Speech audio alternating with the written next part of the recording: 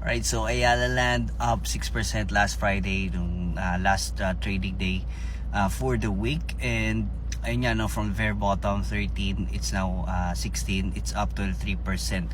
So what happened was, of course, sobrang bugbog itong mga PSEI stocks natin. And yung company na wala naman talagang problema sa mga companies, it's now attracting value investors from the foreign.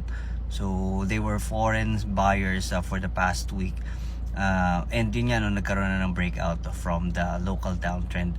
But I would say na we're still not out of the woods, and we're still need to gain that momentum kasi generally talagang downtrend pa rin si Ayala Land and yung stocks natin, no? So we are still in the range bound, but I would say na if Ayala Land improves and make it back to at least 27-28, then we can yun nga, pwede nating todohan, no? But right now we can still continue our cost averaging.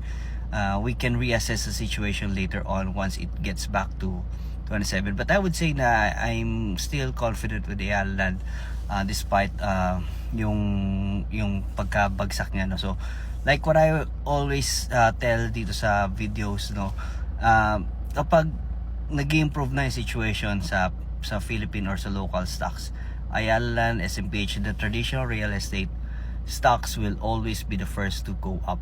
And that's what happened, and that's the bounce. It could be a dead cat bounce, but there's still a bounce, no? So 23%, imagine if you have invested at the bottom, no?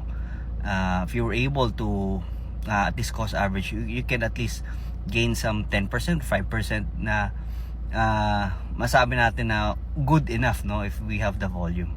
So yun lang, no.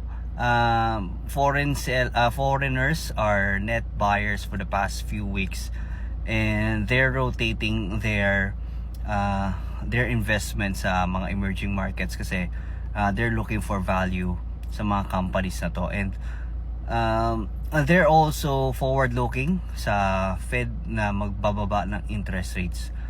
So but still it's not yet confirmed, but there's always a possibility kasi ilang beses na hold and rate hike si Fed. So maybe it's time for the rate cut kasi inflation is actually improving sa US. So when Fed cut interest rates, everyone follows. So yun lang.